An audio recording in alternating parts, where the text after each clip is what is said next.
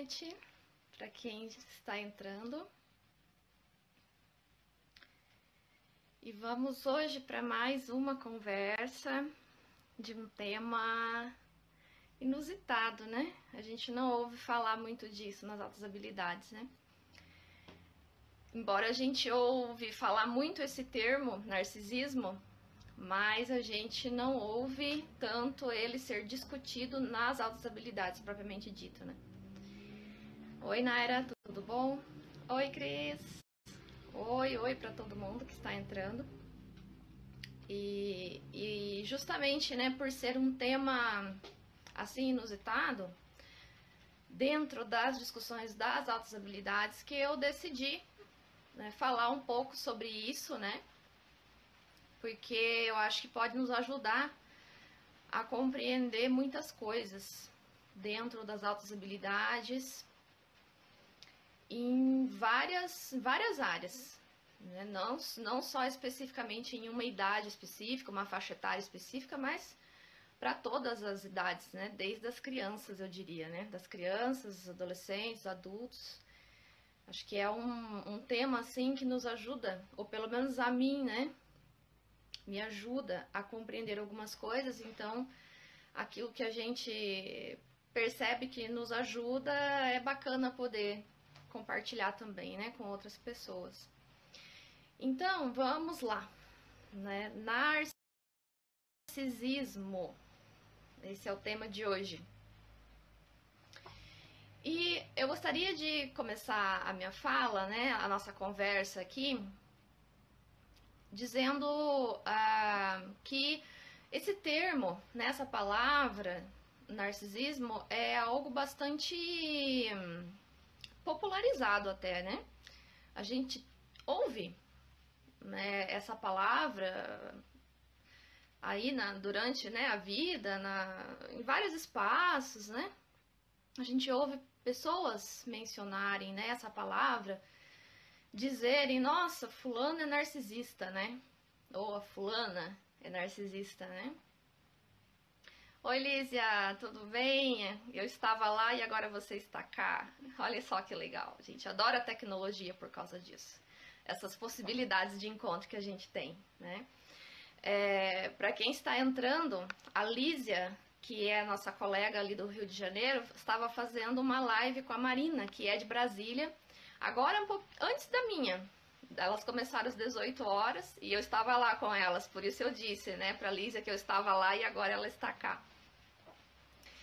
E isso é muito legal, né? A gente está em locais tão diferentes do país, mas a gente tem a possibilidade desses encontros. E então a gente geralmente ouve essa palavra narcisismo, né? Mas o que eu estava me perguntando durante a semana, quando eu tive a ideia de falar sobre isso, eu comecei a pensar por onde eu iria abordar, porque é um tema extremamente complexo. Tem muito a ser dito sobre narcisismo, né? E então, eu comecei a pensar por onde que eu vou começar a falar disso, né? E comecei a pensar que é uma palavra que até que é comum, né? As pessoas, hoje, se você perguntar para... Você já ouviu falar de narcisismo? Alguém já te falou essa palavra? Muita gente vai acabar dizendo que sim, né? Que já ouviu isso. Ou até mesmo já pode até ter falado isso, né? De alguém. Mas a grande questão é, o que é narcisismo? Né, de fato. Eu acho que essa é por aí que eu comecei a pensar a minha fala, né, a nossa conversa aqui. E para quem foi entrando, boa noite, né? O que é narcisismo, afinal de contas?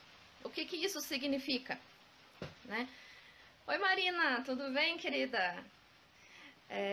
Então, o que é narcisismo? O que isso significa, no final das contas? O que eu quero dizer quando eu digo que alguém é narcisista? Ou quando eu ouço, né, alguém dizer de alguém? Então, essa palavra, ela se tornou popular, né? Ela se popularizou como acontece com alguns termos que são científicos, se tornam populares, só que quando eles se tornam populares, e não que isso seja uma coisa ruim, mas eles perdem muito do que de fato eles querem dizer, né? E muitas vezes ganham outros significados. E por que será que um termo se torna popular? Eu acho que isso também é uma pergunta muito interessante para nós, né? Por que certos termos científicos, de teorias científicas, por exemplo, se popularizam? E outros, muitos, nunca ninguém vai ouvir falar, né? Isso é muito interessante para pensar. E eu tenho uma hipótese do porquê que o narcisismo foi se popularizando, né? Foi se tornando uma palavra comum na linguagem, né? Nos discursos que estão fora da ciência, vamos dizer assim, né? E claro que isso é só uma hipótese, isso não parte de uma pesquisa científica, né? É só mesmo a título de observação, de que como nós, do século XX para cá, a gente tem tido algumas manifestações não de estilos, mas vamos dizer de estruturas de personalidade diferenciadas. E dentre essas estruturas, uma delas são as estruturas limítrofes, né? E dentro das estruturas limítrofes, uma delas é o que a psiquiatria chama de transtorno de personalidade narcisista. E aqui eu quero fazer uma delimitação bem nítida, que a psiquiatria compreende por transtorno de personalidade narcisista. E a psicanálise compreende como estrutura limítrofe de personalidade. Então, são compreensões um pouco diferentes, tá? Mas nós temos aí no dia a dia, no nosso contexto de vida, pessoas, e aqui eu vou adotar não só a terminologia, mas o sentido que a psicanálise utiliza e não o que a psiquiatria utiliza, tá? De personalidade limítrofe. Eu não vou adentrar aqui, porque isso é um tema muito complexo para ser explicado e tal. Isso valeria uma live inteira e ainda não seria suficiente para explicar o que se trata de uma estrutura limítrofe de personalidade. Mas as estruturas narcisistas, né, a estrutura narcisista, ela está dentro desse rol de novas estruturas, tá? São novas estruturas que vêm emergindo aí na nossa sociedade. Então, a hipótese que eu levanto é que esse termo narcisismo, uma das coisas que faz com que ele foi se tornando popular foi justamente a existência dessas estruturas limítrofe, né? Porque aí a gente convive com pessoas assim, a gente se depara com pessoas assim, e aí a gente mais ou menos, né, ouve esse negócio de narcisismo e mais ou menos a gente sabe algumas características e a gente sai, né, por aí dizendo, fulano é narcisista, né? Mas, enfim, é só uma hipótese mesmo, né? Que merece ser melhor investigada. E o que o narcisismo também, ele está muito associado, geralmente, os discursos se cruzam, a associação de narcisismo com aquela pessoa que se acha, né? Aquela pessoa que se acha, que é arrogante, que é prepotente, né, que se julga superior em alguma coisa e tal. É muito fácil essa relação, né? É feito muito facilmente essa relação com o narcisismo. E eu gostaria então de partir de quando que surge, tá, esse termo. Ele é bem recente. Esse termo narcisismo, ele foi cunhado em 1899. Então ele tem pouquíssimo mais do que 100 anos. É um construto mesmo do século XX, né? Ele foi cunhado ali no finalzinho do século XIX e ele ganha expressão no século XX. E quem funda esse termo, quem usa ele pela primeira vez, foi um psiquiatra, o nome dele é Paul Neck. E depois não, mas logo ali junto com que ele usa esse termo na psiquiatria, esse termo é apropriado por Freud. E ele ganha a grande dimensão dentro da psicanálise, porque é indissociável psicanálise e narcisismo, né? A grande discussão do narcisismo está dentro da psicanálise. e é da psicanálise que esse termo foi apropriado popularmente, né? Então é impossível discutir narcisismo senão a partir da psicanálise, porque é ali que se realmente ganha corpo, né? O conceito, e o conceito de narcisismo e o que ele quer dizer. E aí, muito embora eu vá trazer aqui um pouco de dentro da psicanálise, mesmo que eu use um termo ou outro da psicanálise que acaba sendo inevitável, eu vou fazer aqui um esforço para transpor esses termos numa linguagem acessível, né? Porque num discurso mais acessível possível. Então, se ainda assim, né, eu falar algo que não fique suficientemente claro e distinto, vocês, por favor, me digam aqui nos comentários, olha, eu não entendi bem o que você quis dizer com tal coisa, tá? Pra gente poder justamente estar fazendo juntos esse exercício de compreensão, né? Vou aproveitar e já vou partilhar com vocês aqui um comentário. Patrícia, eu cheguei atrasada e não sei se você mencionou que Freud fala disso a partir do mito de Narciso. Então, acho que esse mito se mistura com essa crença de ser alguém que se acha. Eu vou falar disso ainda, Marina. Daqui a pouquinho eu já vou chamar Narciso, tá bom? Para eu poder contextualizar melhor o que quer dizer narcisismo. Mas, obrigada, Jair, pela lembrança, mas vou falar assim. Pra gente compreender narcisismo, tem um termo da psicanálise que é bem importante pra gente. Muitos, né? Mas aqui eu não vou trazer tudo, né? Vou trazer um recorte. Não sei se vocês já ouviram falar, talvez alguns de vocês já tenham ouvido, talvez outros não, num termo também da psicanálise que chama libido, né? E a libido, dentro da psicanálise, não tem nada a ver com a ideia de senso comum de libido, tal qual a gente geralmente conhece, tá? Dentro da psicanálise, a libido, de forma muito sintética, é uma energia, tá? É uma energia produzida pelo nosso próprio corpo e a gente pega essa energia, então a gente pode associar, assim, libido com energia. A gente pega essa energia que é produzida por nós mesmos e na psicanálise é muito bem utilizada a ideia de investimento, né? Eu invisto a energia que eu tenho, eu invisto a libido que eu tenho. O que isso quer dizer? Tudo que eu tenho vontade de fazer e tudo que eu realizo está ali um investimento de libido. Então, se eu tenho o desejo de realizar esta live, eu estou investindo minha libido aqui. Porque eu podia estar investindo a minha libido em qualquer outra coisa, né? Então, isso aqui é investimento, né? Quando a gente pensa em investimento, imagine absolutamente qualquer coisa, tá bom? Tanto de ordem material, quanto de ordem psíquica, abstrata, né? E aí isso é fundamental para as altas habilidades. Em que sentido? Naquela característica da pessoa superdotada, e aqui eu digo de qualquer idade, de ter muitos interesses, né? Essa é uma característica fortíssima da pessoa superdotada. Ela tem muitos interesses.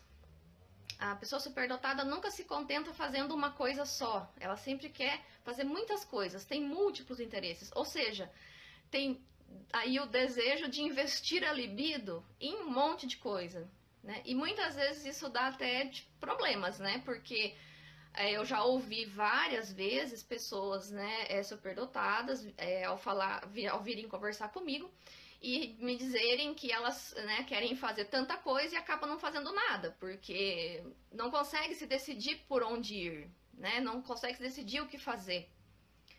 Aí a gente está tendo uma questão justamente da libido, né, ou seja, eu tenho múltiplos interesses. Eu preciso investir minha energia em qual deles, né, que eu vou investir.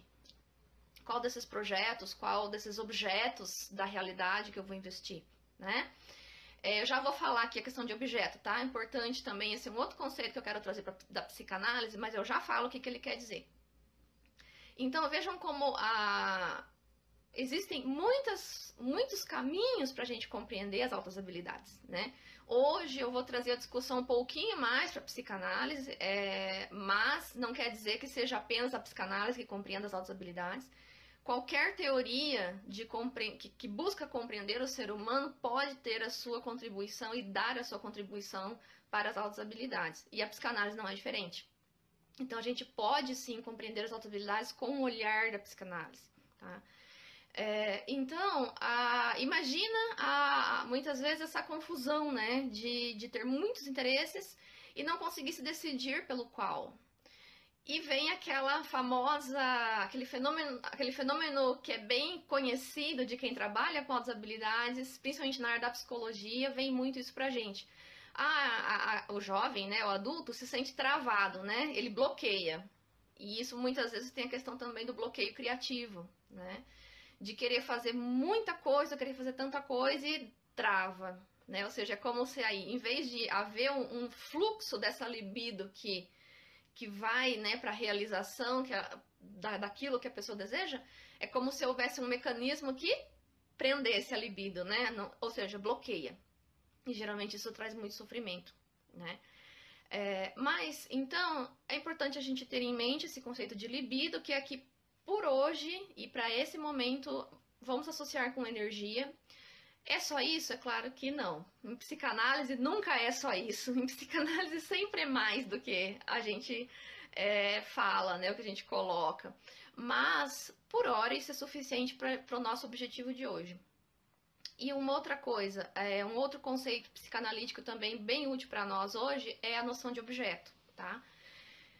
A noção de objeto em psicanálise também é muito diferente da ideia de objeto que a gente tem fora da psicanálise. Objeto para psicanálise é toda e qualquer coisa que eu possa investir minha libido. Tudo daí é objeto, tá?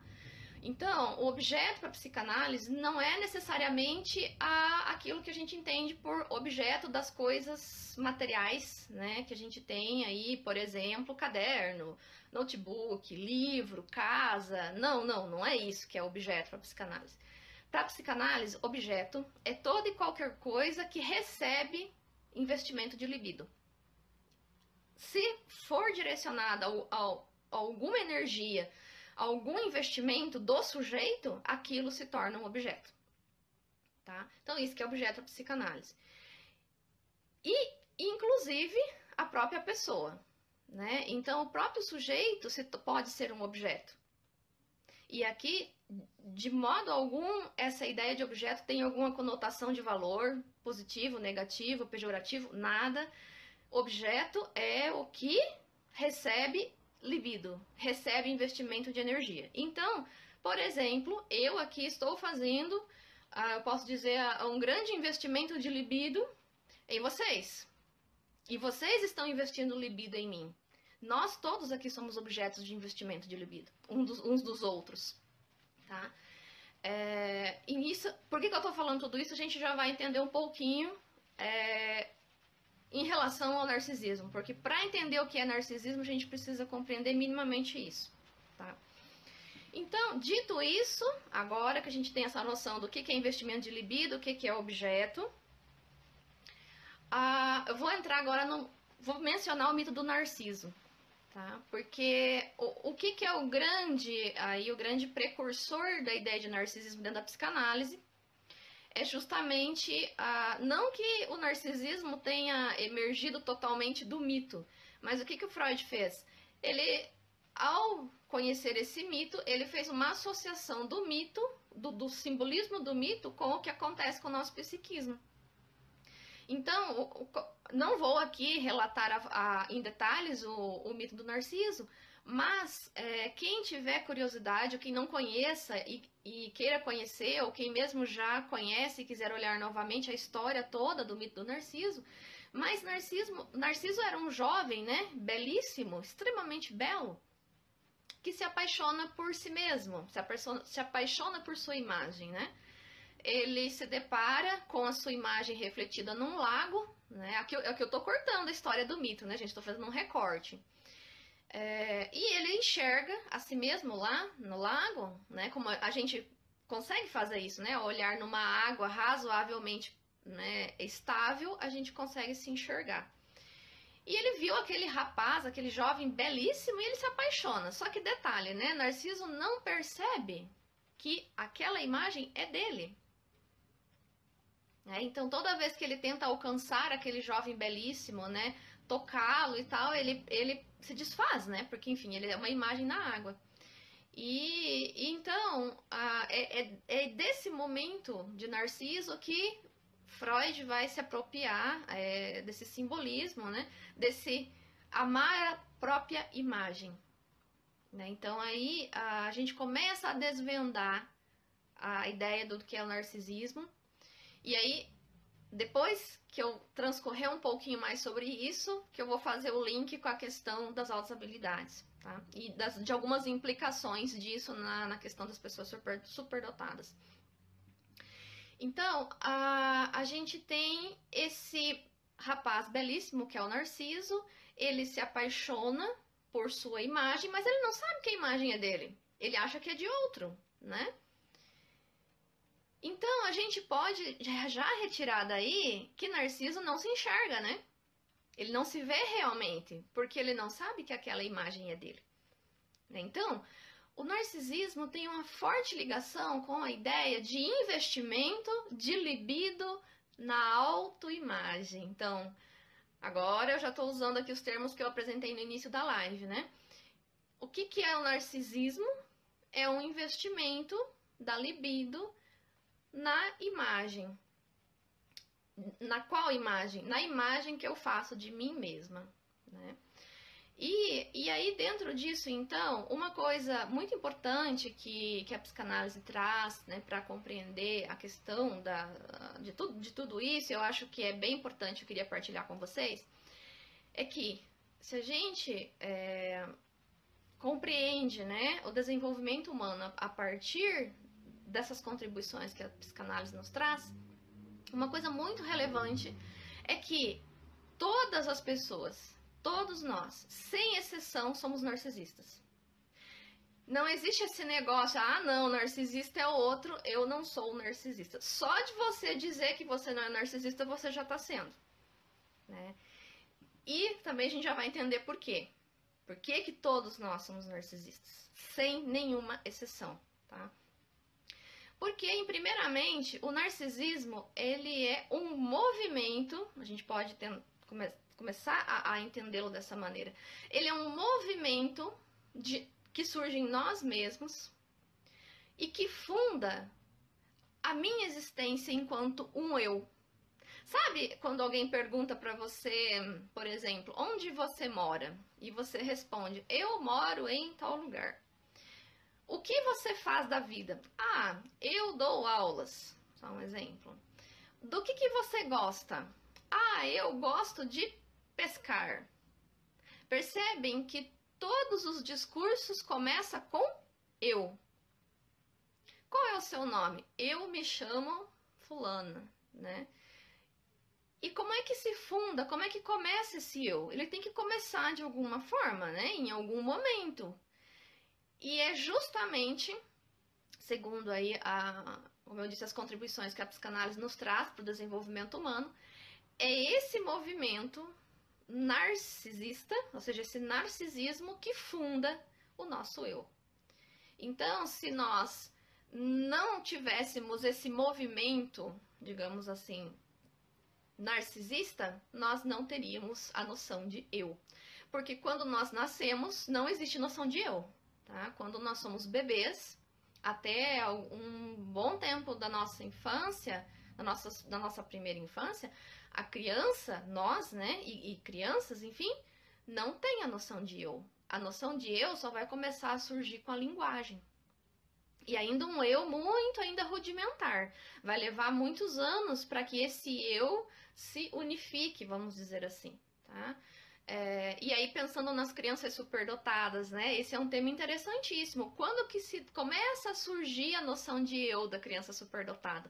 Porque a gente já tem bebês superdotados, digamos aí, de menos de um ano, que já estão tendo acesso à linguagem, que já estão aprendendo a ler e a escrever.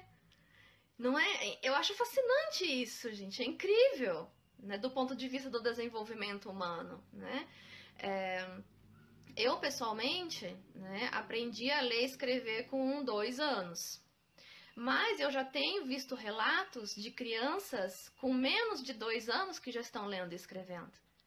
Eu acho fascinante isso, eu acho isso uma coisa belíssima, né?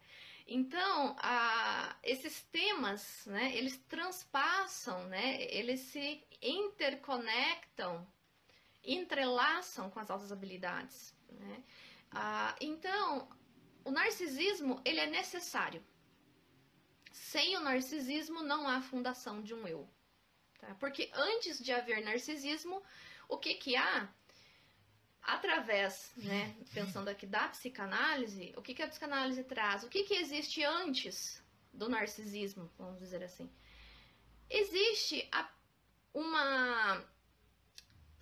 vamos pensar assim, deixa eu tentar trazer aqui de forma um pouco menos complicada, menos complexa. É como se existisse, a existência em partes desconectadas umas das outras. Mas como é que é para o bebê? Como é que o bebê sente? O bebê sente pelas partes do seu corpo as coisas. Então, se o bebê está com fome, é a parte ali do estômago. E é só aquilo, ele não tem a dimensão do resto. Se tem alguma dor em algum lugar, é aquilo, né? Aquela parte. Então, é como se fossem fragmentos, né? Não existe a noção de eu. Que a noção de eu também é totalmente corporal, né? Qual que é a minha noção de eu? Eu tenho uma cabeça, eu tenho pescoço, eu tenho braços, mãos, pernas e pés, mas tudo compõe eu, né? Isso não existe no bebê de início, tá? Então, o que existe é as partes que estão funcionando a cada uma ao seu momento. E é só mesmo a partir, então, desse movimento do narcisismo que começa a se afundar uma existência de um eu unificado, tá? Então, o narcisismo, ele é algo inerente ao ser humano. Se você tem um eu hoje, é graças ao narcisismo, né? Porque sem narcisismo, você não seria um eu. Você não teria eu. A noção de eu mental, eu corporal, não existiria. Então, nesse sentido, a gente já começa a compreender por que em psicanálise todo mundo é narcisista, né? Porque senão não existiria eu. E, então, a gente pode entender o narcisismo como um acontecimento, tá? É um acontecimento na nossa vida.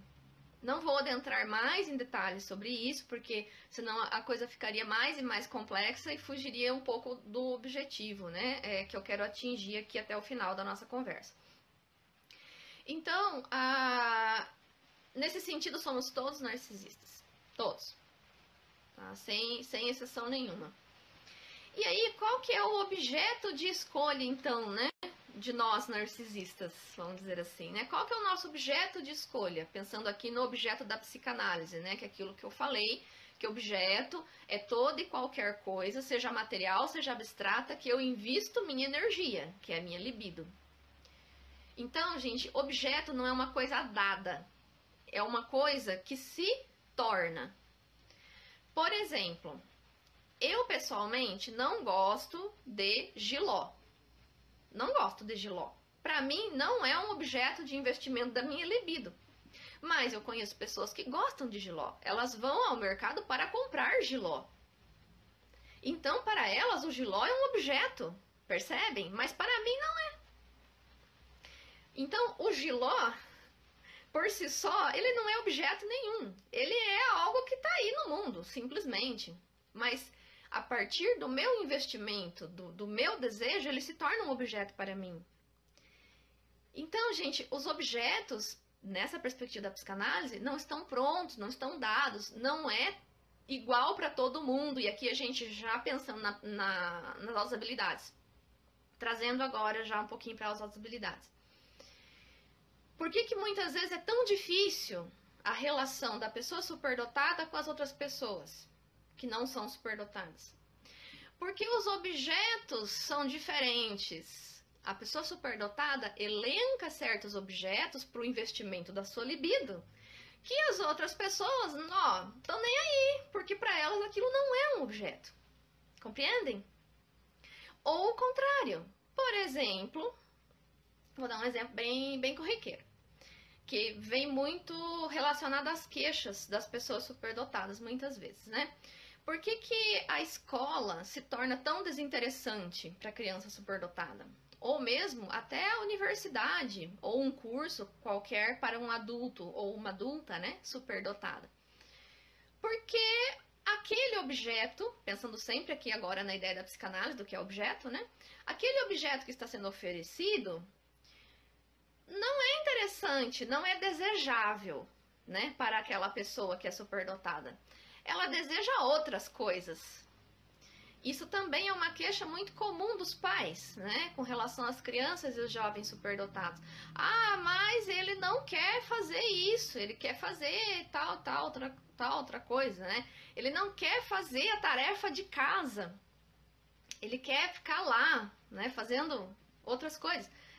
Porque cada um, gente, tem as suas escolhas objetais, para usar aqui a terminologia da psicanálise. Aquela tarefa não me é desejável. O meu desejo está em ler lá um livro tal, um outro livro tal, ou o meu desejo é estar jogando no computador, ou o meu desejo é estar viajando, ou o meu desejo é fazer uma pintura na parede, ou sei lá, qualquer coisa. Mas eu não quero fazer aquela tarefa porque aquilo para mim não me suscita o meu desejo, né? E isso geralmente dá tanto conflito, né? Porque daí os pais desejam que o filho cumpra com suas tarefas até tal hora. Isso foi algo que foi discutido na live da Lísia com a Marina, e elas trouxeram essa questão, né? Do que os pais querem e do que o adolescente superdotado realmente quer. E a questão fundamental da escuta, né? Porque muitas vezes os pais não escutam o seu filho. Eles dizem que escutam, mas não escutam, porque eles estão escutando o seu desejo. Eles não estão escutando o desejo do filho, né? E aqui eu falei da relação pais e filhos, mas vamos transpor para todas as relações da vida. Professores e estudantes, amigos, casais então nem se fala, né? Nem se fala, né? Marido e esposa, ou outras relações também, né? Marido e marido, esposa e esposa, né? Enfim, aqui as múltiplas variedades que a gente tem de relacionamento hoje. Porque um deseja uma coisa, ou seja, um elege um determinado objeto para investir a sua libido e o outro elege outro objeto para investir a sua libido, né? E aí eles podem entrar em conflito, porque um lado pode querer que o outro invista no seu objeto. Gente, essa linguagem é uma linguagem psicanalítica, mas traduzindo isso nas relações do dia a dia, a gente vê isso aos montes, né? O exemplo que eu dei da queixa dos pais, de quererem que os filhos superdotados cumpram com as tarefas da escola, mas o filho não quer fazer aquilo, porque aquilo não é um objeto de desejo para ele, né? A Miriam fez o seguinte comentário: só fazem, né, o que querem e protelam até o último minuto. Exatamente. Muitas vezes esse deixar para o último minuto é porque daí já não tem mais escapatória mesmo, né, para fazer aquilo que não interessa.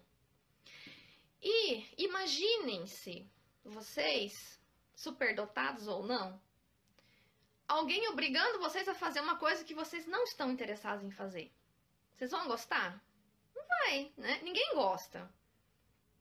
E a pessoa superdotada, menos ainda, porque lembrem que ela está sempre com múltiplos interesses. Então, ela está plugada em muitas outras coisas.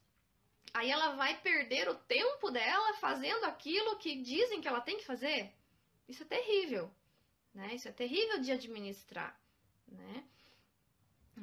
Então, essa questão, né, das escolhas objetais perpassam pelo narcisismo. Tá? E eu já vou linkar logo à frente com isso o porquê, né? Temos uma pergunta que é assim: o interesse intenso em áreas específicas reforça a procrastinação em outras? Eu acredito que sim. Porque se eu tenho um forte interesse numa área e eu tenho meio que obrigação de fazer algo em outra área, a tendência é eu querer continuar investindo, né, a minha libido naquilo que é objeto do meu interesse. E vou deixando o restante que não é do meu interesse, vou empurrando o máximo que eu puder para eu continuar ligada naquilo que me interessa, porque aquilo que me interessa me satisfaz, me traz prazer. E aqui a gente entra num princípio muito de base da psicanálise, que é o prazer e o desprazer, né? Nós buscamos o prazer e tentamos sempre afastar o desprazer. Claro que é mais complexo do que isso, mas aqui de forma extremamente sintética, né? Então, essa questão, né, de que objetos elencamos para a nossa satisfação tem tudo a ver com as outras habilidades. Porque é aí que estará também o desenvolvimento dos talentos, dos potenciais. Porque vamos trazer a seguinte situação. Uma criança superdotada que ela tenha no seu entorno familiar, escolar, em outros ambientes, ou mesmo, pelo menos em algum desses, né? Não vamos dizer que seja em todos, mas pelo menos em algum desses, ela tenha um ambiente que permita que ela escolha os seus objetos, né, digamos assim, de investimento, e ela possa realizar o que ela deseja. Em outras palavras, um meio que dá oportunidades para o desenvolvimento dos potenciais. Gente, é exatamente a mesma coisa que eu estou dizendo, só que de um discurso é um discurso psicanalítico e de outro é um discurso mais até educativo, né? É que a gente tem utilizado muito isso, né? Vamos proporcionar oportunidades para o desenvolvimento dos potenciais, né? E para que eles se transformem em talentos. Na psicanálise, a psicanálise defende exatamente isso. Só que, claro, ela se apresenta daí com outra linguagem, com outro tipo de discurso. Mas é isso, né? Porque quando eu oportunizo para aquela pessoa, independente da idade dela, que ela realize seus desejos, no caso, se nós temos aí um adolescente, por exemplo, que ele quer fazer um projeto, ele tem um forte interesse em algo comunitário. Por exemplo, ele quer ajudar as pessoas que têm dificuldades em determinada coisa. Se eu oportunizo a ele a chance de ele produzir algo nesse sentido e criar algo nesse sentido, eu estou dando a chance para que ele invista sua libido no que ele escolhe, no objeto que ele escolhe. E que objeto ele está escolhendo? Pessoas, por exemplo, em situação de risco. Né? Digamos que ele tem vontade de desenvolver um projeto para ajudar moradores de rua. Ele está escolhendo o quê? Como objeto de investimento? Os moradores de rua. Ele quer fazer algo para ajudar essas pessoas.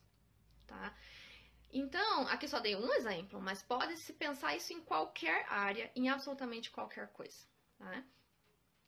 Temos mais uma pergunta. O interesse intenso em áreas específicas... perdão, gente, essa eu já respondi, é a de baixo. Nem sempre o objeto de investimento estão sincronizados com as demandas práticas da vida. Nem sempre. Às vezes sim, mas muitas vezes não. Por exemplo, vou dar um exemplo pessoal meu. Há alguns anos eu queria muito aprender hebraico. E tive a oportunidade, com muito sacrifício, de ter aulas com um professor particular, anos atrás na minha vida. Mas, quando eu dizia para alguém que eu queria aprender hebraico, vocês imaginam a reação das pessoas.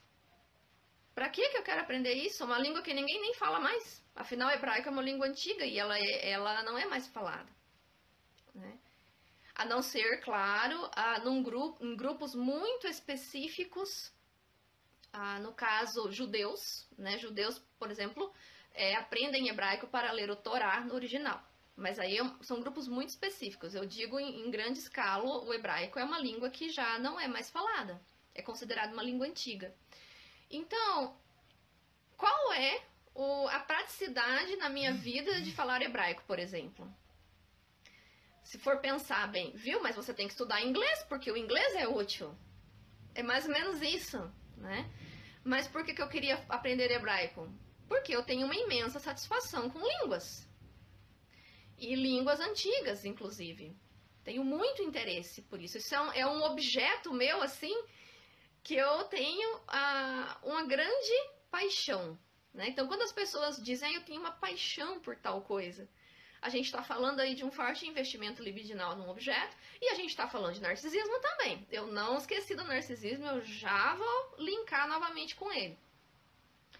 Então, com certeza, muitos interesses de pessoas superdotadas estão meio que distantes de questões práticas, de demandas práticas, né? Então, por exemplo, eu posso ter muito mais interesse em estudar algo que não tem na escola, por exemplo, né? É muito mais interessante do que fazer tarefa da escola.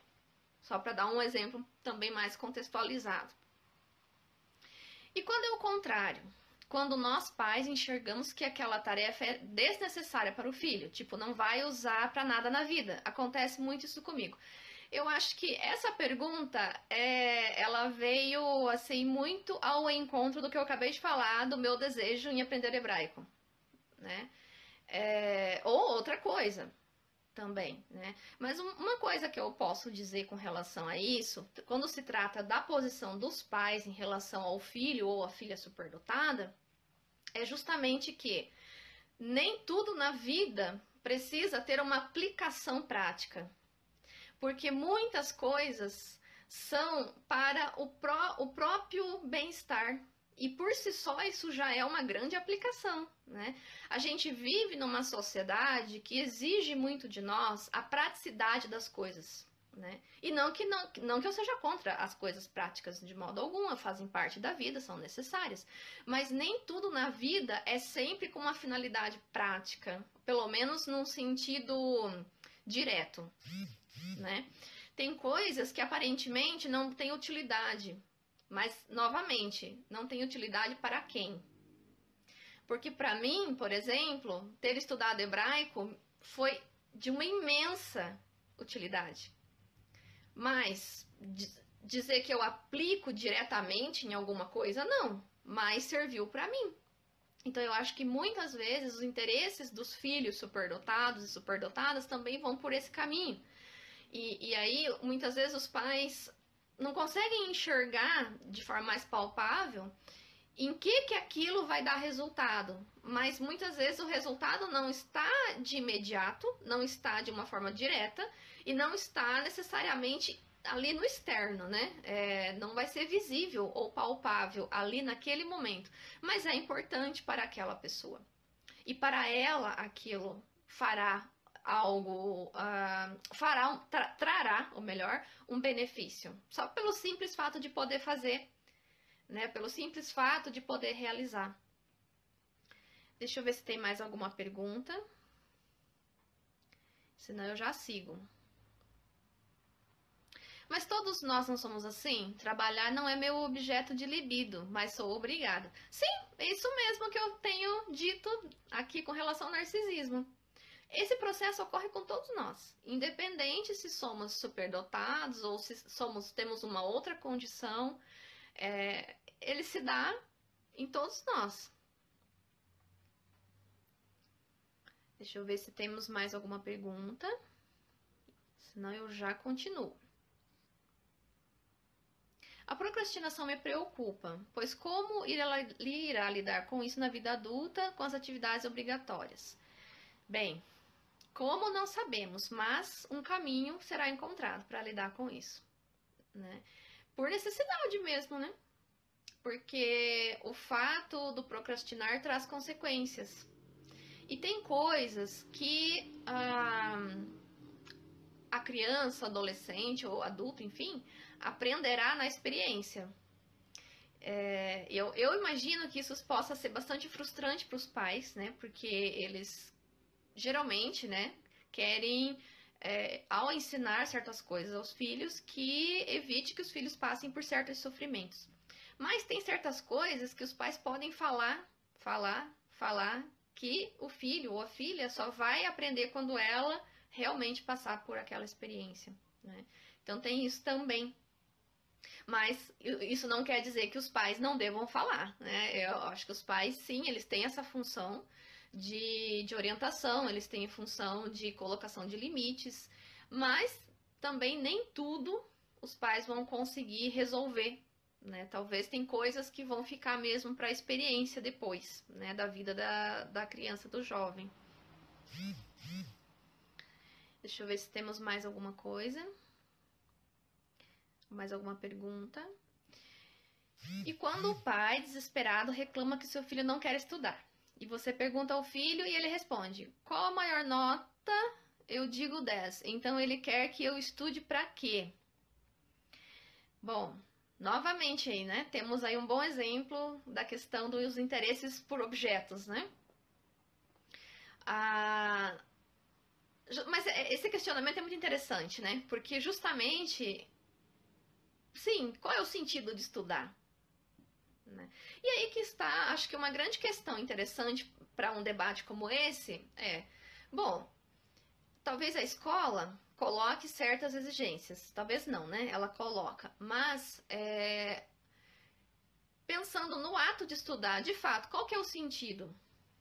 E aí, a grande questão que eu acho que é bem relevante para trazer numa discussão com crianças e jovens superdotados, né, quando vem esse tipo de coisa, é o seguinte: bom, você vai adotar o sentido que uma instituição coloca, ou você vai construir o seu próprio sentido? Ou seja, aí você coloca a responsabilidade para a criança ou para o jovem, né? Bom, você tem esse desafio de viver no mundo, disso ninguém escapa. Então, que sentido você vai construir? Né? Porque o sentido também não está dado, né? E uma coisa que não funciona, gente, não funciona, e aqui eu digo para qualquer adulto que vai lidar com criança e jovem superdotado, ou mesmo entre adultos. Não funciona você querer incutir um sentido pronto para a criança e dizer que é aquilo. As pessoas superdotadas, elas têm um movimento de construção de sentido. Então, quando você coloca questionamentos com relação ao que ela está questionando, aí você põe ela para pensar. Né? Em vez de tentar colocar uma coisa que já está dada, você pode até mencionar: olha, a gente tem como dado isso, isso e isso. Né?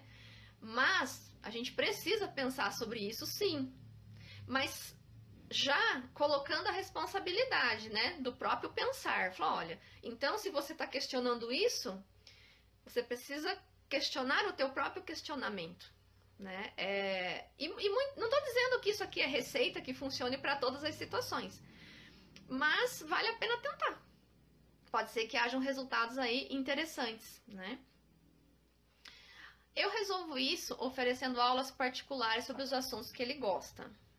Não tem nota, né? Faz para ganhar conhecimento do assunto. Pois é, aí é uma construção de sentido, né? Essas alternativas, né? Essa e outras mais, né? E realmente, né? Essa relação com o conhecimento das crianças, dos jovens, dos adultos superdotados é muito forte com essa construção, né? Do conhecer. É bastante forte, geralmente, né? Considera mais produtivo colocar a criança numa escola especial para superdotados com enfoque em habilidade ou numa escola comum para ele aprender a lidar com pessoas diferentes dela? Bom, primeiro que a gente não tem escolas para superdotados, né? Não no Brasil, assim, instituída propriamente, né? A gente tem centros, a gente tem outros espaços, mas não escolas propriamente para superdotados, né? Mas, mesmo não havendo, a minha posição é que nós estamos em sociedade, nós precisamos aprender a viver nela. E a escola faz parte desse lugar. Porque a escola é uma curta passagem na nossa vida. Ela passa muito rápido. Poucos anos a gente sai da escola. E o resto da vida? É aí que vai começar a vida, minha gente. Então, a escola, ó, é isso aqui na nossa existência. E depois? Eu não vivo numa sociedade só com superdotados. Eu vivo numa sociedade com muitas diferenças. Então, né, o que eu tenho que fazer? Eu tenho que encontrar modos e desenvolver recursos para eu lidar com os diferentes de mim. Pode ser que tenha gente que eu não goste, pode ser que tenha gente que eu deteste, inclusive, tudo bem, não tem problema nenhum de não gostar, né? Ou de detestar objetos, né? Porque aqui falando dos objetos, nem sempre eles são de amor, muitas vezes eles são de investimento de ódio também. Isso faz parte da nossa existência, mas o que eu vou fazer com isso é a grande questão, né? Então, como que sairia? Eu fico pensando, né? Vamos fazer um exercício imaginário aqui. Uma criança que desde que nasce, desde bebezinho, ela estudasse só numa escola de superdotados até o ensino médio. Vamos só fazer um exercício de pensamento, de imaginação. Aí pega esse jovem e joga ele na sociedade que a gente tem. O que ia acontecer com essa pessoa? Ele vivendo nesse mundo só de superdotados, com amigos superdotados. E quando ele caísse na realidade, o que ia acontecer com ele? Gente, o choque poderia ser tanto que poderia ter sérias consequências de saúde.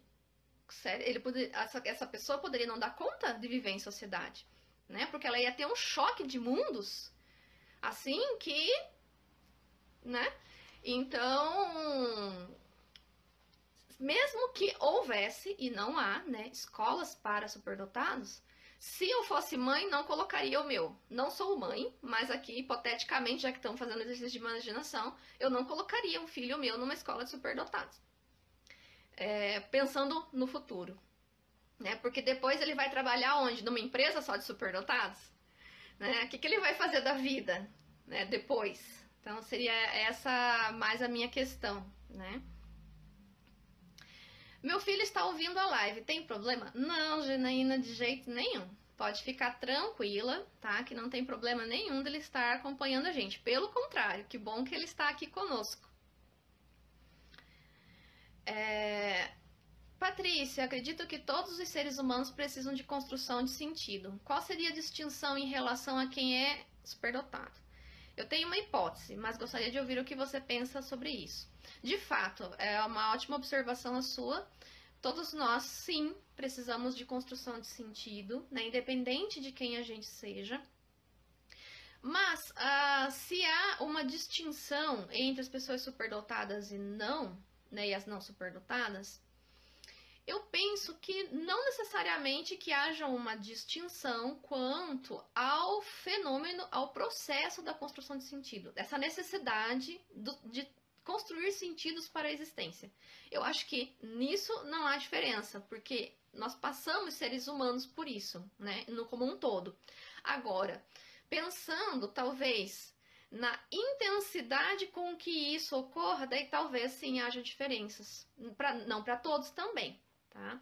Mas vamos pensar em algumas características de pessoas superdotadas, como, por exemplo, as preocupações existenciais, né, que estão diretamente linkadas com a necessidade de construção de sentido, aquelas coisas assim, o que eu vou fazer da minha vida, se a minha vida tem sentido, se não tem, né, a própria questão do senso de justiça, e tudo isso, então, eu vejo uma intensidade disso nas pessoas superdotadas, muitas vezes muito maior do que em outras pessoas, né, que não são superdotadas. Mas aqui também é uma observação de contexto clínico, eu diria. Eu não estou falando aqui de uma pesquisa sobre isso, mas seria mais de uma observação e também a partir do que eu estudo, né, que é a partir das sobreexcitabilidades e tudo mais. Então,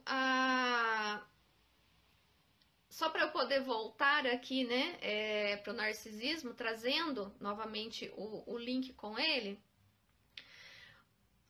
uma coisa também que eu gostaria, né, de trazer aqui para vocês, né, e com vocês acerca do narcisismo, embora tudo isso, né, que vocês foram comentando e perguntando, tá tudo dentro do tema, né, de modo algum que foge, tá tudo em relação ao narcisismo. Porque eu quero trazer para vocês, eu acho que é uma coisa bem importante para a gente estar pensando na educação das pessoas superdotadas, independente da idade, nas relações sociais, porque isso aparece muito fortemente e tem a ver com o narcisismo, né? Que é aquela coisa muitas vezes, das pessoas julgarem a pessoa superdotada como justamente aquele que se acha, né? Porque é arrogante, porque é prepotente, porque acha que sabe tudo, né? E por aí vem os apelidos e vem a violência psicológica, né? Em torno disso, de inferiorizar, de excluir, né? De tudo isso. Então, tem a ver com narcisismo? Tem, né? Tem a ver.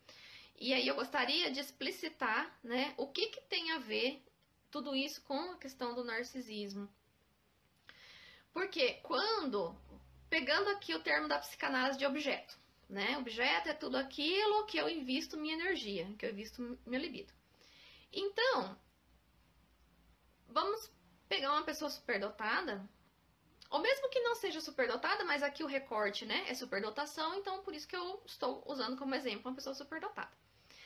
A pessoa já tem múltiplos interesses, né? Ela já tem aí uma energia muito forte, muito grande, que dá para ela investir em um monte de coisa, né? Então é muito comum, quando a gente conversa com adultos superdotados, principalmente, eles fazem um monte de coisas, né? Eles nunca fazem uma coisa só. E então, quando uma pessoa tem muitos interesses e ela investe nos interesses, porque a pessoa também pode ter os interesses e não investir, isso também acontece, tá? Mas vamos pensar nessa pessoa que ela tem muitos interesses e ela investe. E ela corre atrás, e ela estuda, e ela aprende, e ela faz, e ela cria, e ela desenvolve, tá? O que ela está fazendo, na verdade? Quando ela está investindo nos seus interesses, e geralmente são interesses que trazem um ganho para ela, porque geralmente as pessoas superdotadas, elas não investem naquilo que não acrescenta. Elas investem naquilo que traz um retorno, de alguma forma, para elas. O que isso gera, né? Gera um alto investimento. Então, gente, em outras palavras, investir em interesses é um processo que tem por sua base o narcisismo em função desse amor próprio. Ou seja, quando eu realizo meus potenciais, eu estou fazendo um alto investimento. Essa é a grande sacada da coisa. Quando eu realizo coisas, quando eu potencializo minha energia, quando eu tenho espaço para isso, quando eu tenho oportunidades para isso, eu estou fazendo um alto investimento, porque isso me faz sentir bem, me faz ter satisfação, né? Isso traz para mim um ganho. Isso é narcisismo, né? Ou seja, eu estou investindo em mim, mesmo que para isso seja através de outras coisas. E isso que é o legal do narcisismo, porque o narcisismo, ele é esse acontecimento na nossa vida, né, que funda o nosso eu, e depois que eu fundo o eu preciso cuidar desse eu, né? Porque senão ele vai ficar pobre, né? Ele vai ficar um eu triste, né? Ele vai ficar um eu ali sem brilho. Então, como é que o nosso eu, ele se torna um eu atraente, um eu interessante? A partir do investimento que eu faço. E aí que entra a questão que eu quero aqui trazer para vocês. Uma pessoa talentosa, uma pessoa que faz muitas coisas, né? Que desenvolve várias habilidades, ou seja, ela naturalmente ela vai se tornando um destaque, né? No seu meio, não vai? E é claro que isso vai fazer com que ela tenha algumas consequências em relação a isso, tá? E as consequências disso eu vou findar no próximo vídeo, porque eu está quase terminando a nossa primeira hora, mas eu já volto aqui só para fechar essa questão e encaminhar a live para o final, tá bom? E aqui só tem uma pergunta na sala de aula, por que quer se aparecer, tá? Oi, gente, estamos voltando. Então, eu já vou começar a segunda parte, né, respondendo aquela pergunta. E aí eu já continuo no que eu estava falando para justamente fazer os encaminhamentos finais. Essa questão, né, na sala de aula, da criança ou do jovem querer se aparecer. Eu escuto muito isso, né? E aí é uma questão que tem tudo a ver com o narcisismo, mas é algo que a gente precisa compreender por dois prismas. Primeiro, se de fato a criança quer se aparecer, ou criança, jovem, adulto, vamos passar qualquer idade. Se de fato a pessoa quer se aparecer, ou se são os outros que estão achando que ela quer se aparecer. Então são duas situações muito diferentes. Porque pode ser de fato que a pessoa em questão, e como eu disse, qualquer idade, ela queira se aparecer. Ela pode querer se aparecer? Pode, claro que sim.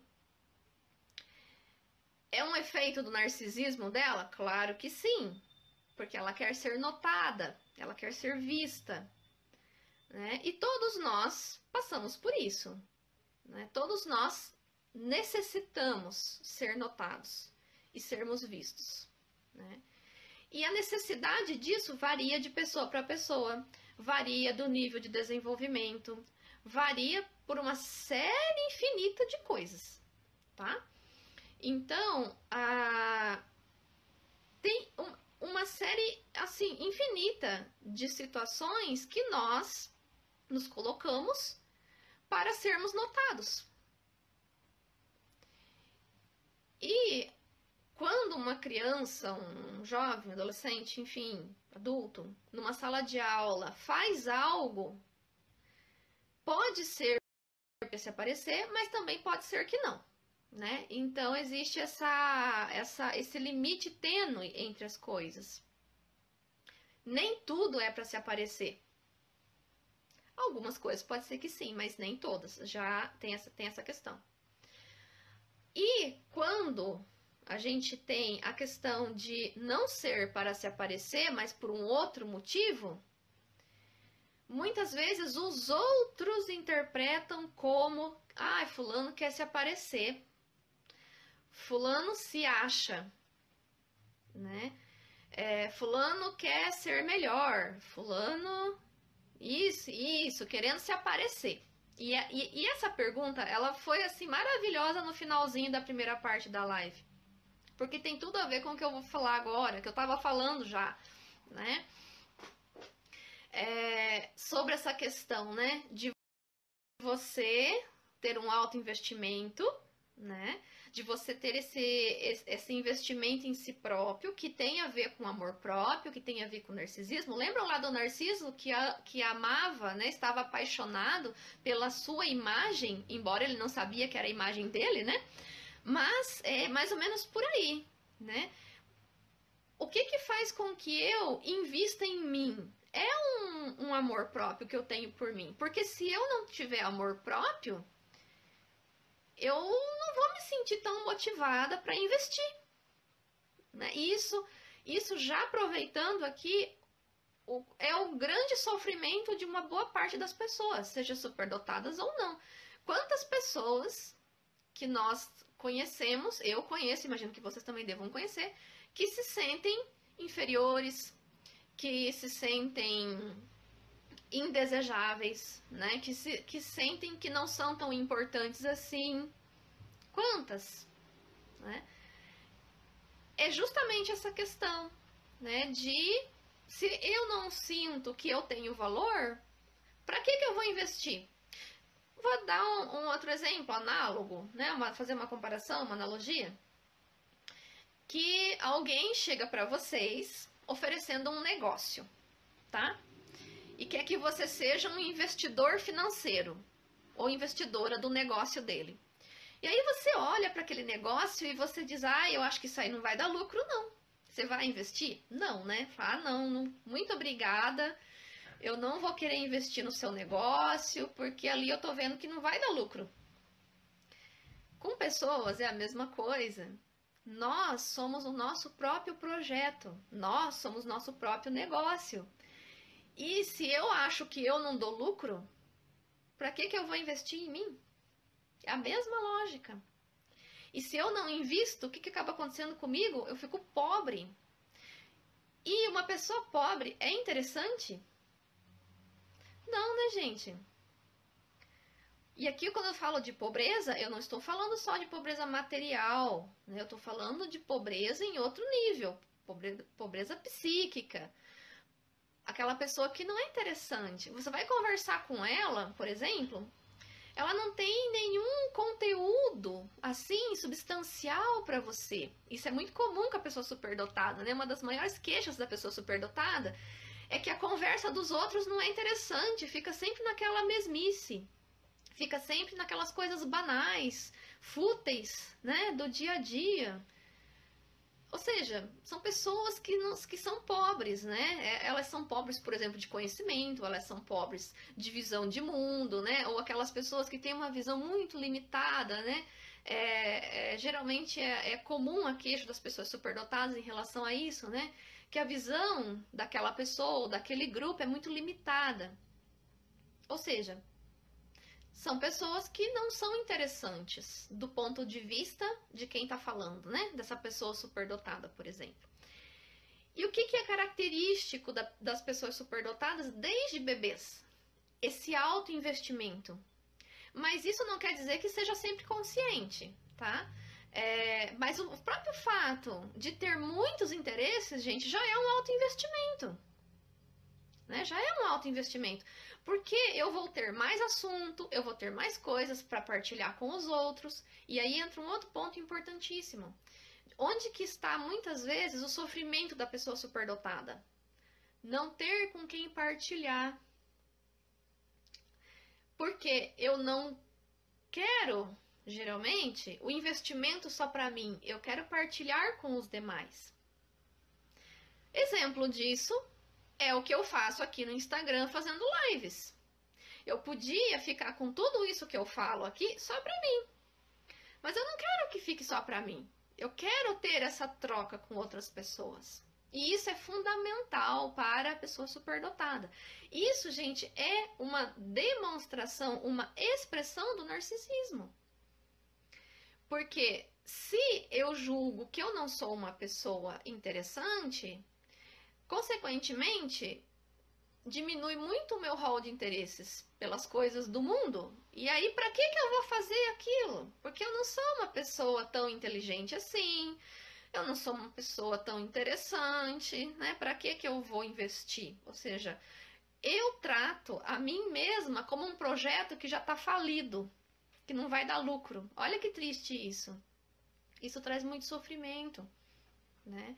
E isso é construído, tá? Ao decorrer da vida. Não é uma coisa que a pessoa nasce com isso, não, né? Essa ideia de fracasso, de menos-valia, isso é construído a partir das experiências com os outros, né? Ao decorrer de toda a vida. E é nesse ponto que eu quero entrar na questão, vamos dizer assim, negativa do narcisismo. Porque todas as coisas é como se tivessem dois polos. Um positivo e um negativo. Até agora eu fui trazendo alguns comentários com relação ao aspecto positivo do narcisismo, né? Eu fui falando do quê?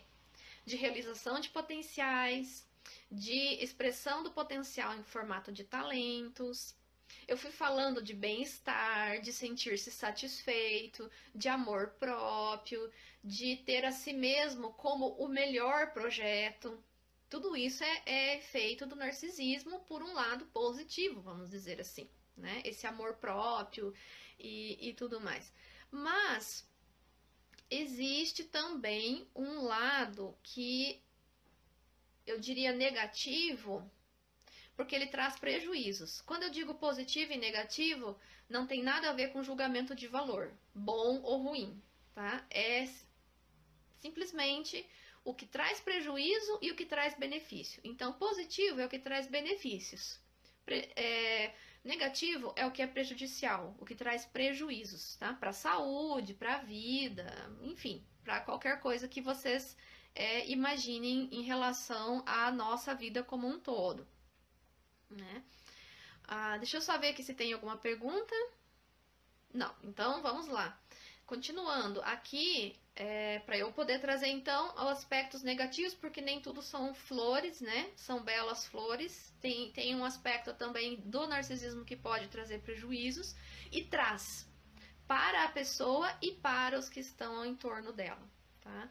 E eu acredito, na minha hipótese, de que quando alguém diz, fulano é narcisista, percebam que sempre tem uma conotação negativa nisso.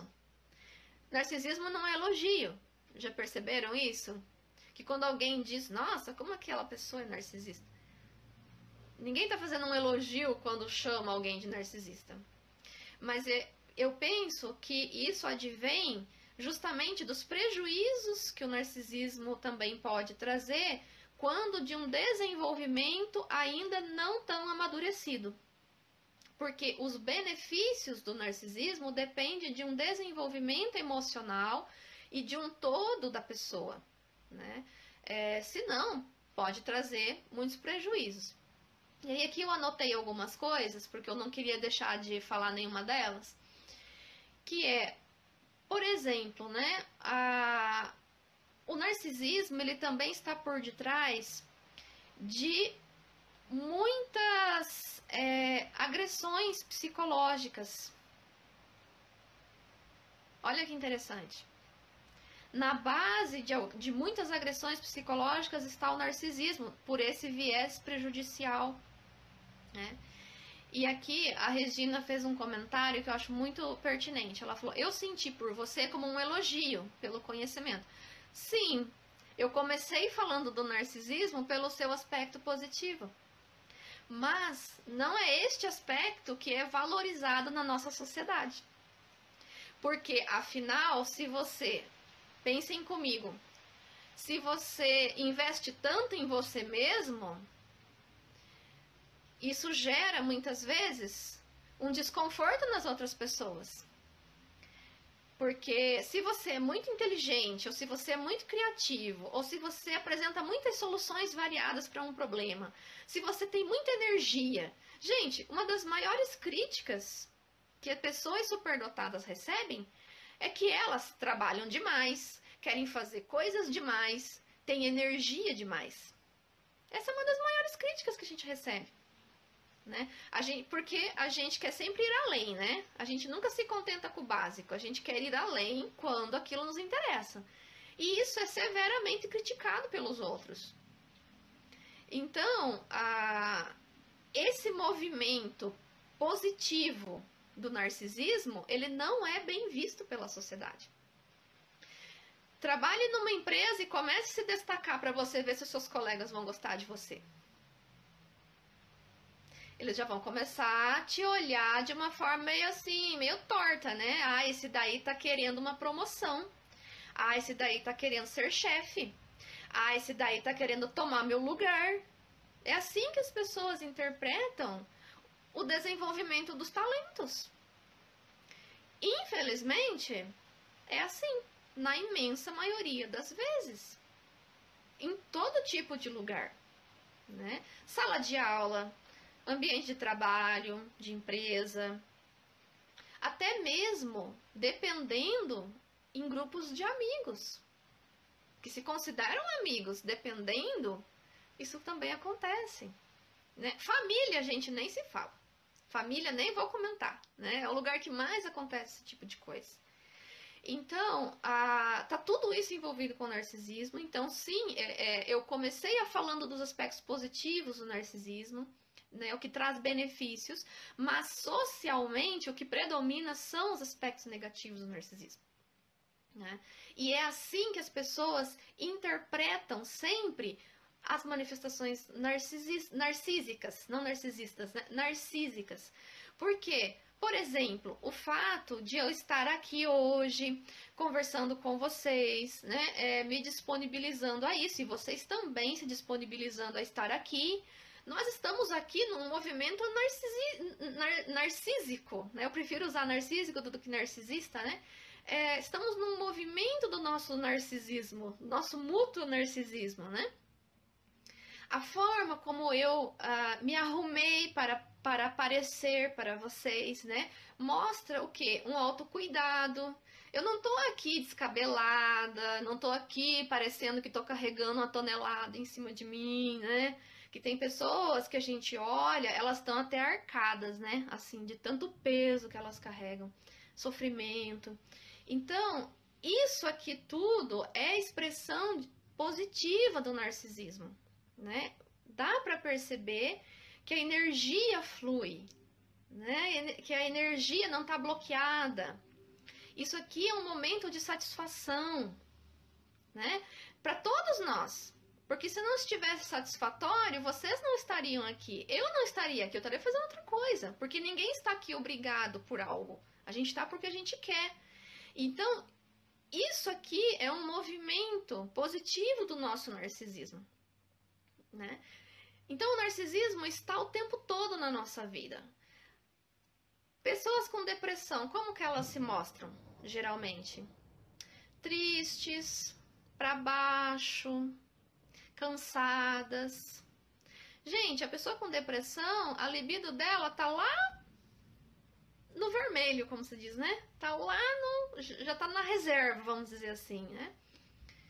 Então, a gente começa a ver as diferenças, essa questão, né, da energia, da libido, e de como que está essa questão do narcisismo em muitas situações, né? Situações de adoecimento, o nosso narcisismo, ele tende a ficar mais recolhido, vamos dizer assim, né? Digamos que eu sofro um acidente, estou lá internada no hospital, toda quebrada. Eu não vou estar bela e sorridente que nem eu estou aqui, né? Vou estar com dor, vou estar, né, em recuperação. Então, tudo isso varia muito conforme o que a gente vive a cada dia.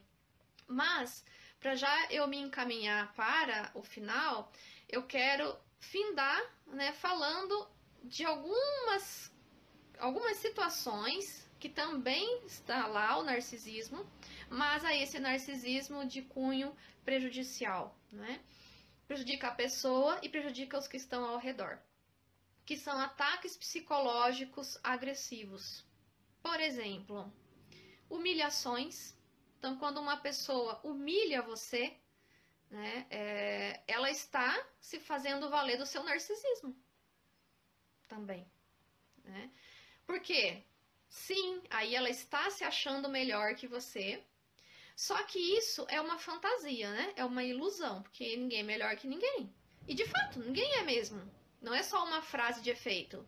De fato, ninguém é mesmo melhor que ninguém. Só que a pessoa, dependendo do nível de desenvolvimento psíquico em que ela se encontre, ela tá que nem o Narciso. Lembram lá do mito que o Narciso, ele tá amando, apaixonado pela autoimagem, mas ele não sabe que é a dele? Né? Ele tá lá olhando a imagem do lago, mas ele não se reconhece. Então, ele acha que tá amando outra pessoa, que não ele mesmo. Então, existe muito de fantasiar, de ilusão, num narcisismo, digamos, menos amadurecido, de uma pessoa com um desenvolvimento menos amadurecido do seu todo enquanto psiquismo. Então, quando uma pessoa humilha a outra, ela tá investindo na sua autoimagem, só que numa ilusão, porque na verdade ela não é melhor que o outro. Só que ela se apega nessa imagem, digamos assim, que é uma imagem criada por ela mesma e que ela investe, mas que é uma imagem falsa, vamos dizer assim, né? Vamos dizer nesse sentido. Então, humilhações, que é um tipo de agressão psicológica, tem por base o narcisismo. Insultos, claro, sem sombra de dúvida, todo tipo de insulto, porque coloca a pessoa se coloca num lugar superior para insultar a outra, né? Eu me dou o direito de eu insultar, né? Por que eu insulto? Porque eu posso porque eu sou melhor que o outro. A lógica acaba sendo essa, né? Provocações, é outro tipo de agressão psicológica que tem por base o narcisismo. As atitudes de inferiorização de todos os tipos, né? Palavras, gestos, de quando uma pessoa inferioriza a outra, né? Diz que a outra não é capaz, né? Que é uma incapaz, que não pode, que não vai conseguir. Isso eu acho terrível, gente, né? É terrível quando a gente ouve outra pessoa dizer você não vai conseguir. É horrível isso, né? É muito triste, mas é a expressão desse narcisismo. Desmerecimento, né, que está muito próximo com a inferiorização. Outra coisa que é, assim, de base com o narcisismo é críticas destrutivas. Isso aí a gente ouve aos montes, né? Em todos os lugares, infelizmente, está muito cheio disso. O deboche, sabe o popular tirar sarro? Narcisismo está por trás disso também. A censura, né, do tipo... isso que você está fazendo aí não pode, né? Muitas vezes, né? Dependendo do tipo da situação, essa censura também, né? Tem uma relação muito íntima com o narcisismo. E a expressão muito conhecida nossa, o tal do bullying. Né? O bullying é o efeito maior desse narcisismo de um momento de desenvolvimento ainda muito inicial, vamos dizer assim, muito primário, né? Para usar um termo mais de praxe da psicanálise, muito primitivo ainda, né? No sentido de primeiro, de inicial, não de primitivo num sentido pejorativo, não, mas no sentido de primeiro, né? Ou seja, é a pessoa que ainda está só no comecinho da vida. E aí com isso, a gente percebe que muitas pessoas durante a sua vida inteira, mesmo que vivam 90, 100 anos, ainda permanecem psicologicamente no início da vida. Elas não amadurecem, né?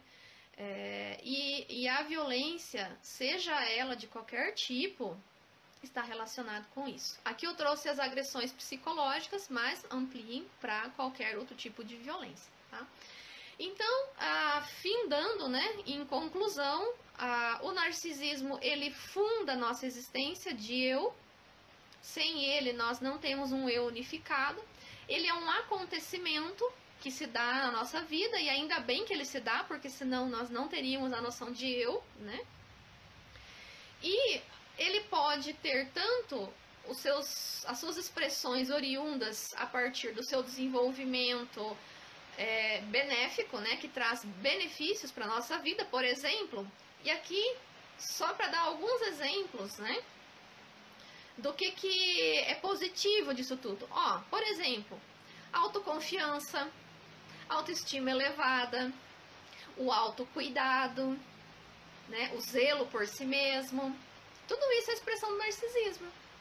Empatia, esse é um elemento, assim, que está carregado de narcisismo, né? A empatia.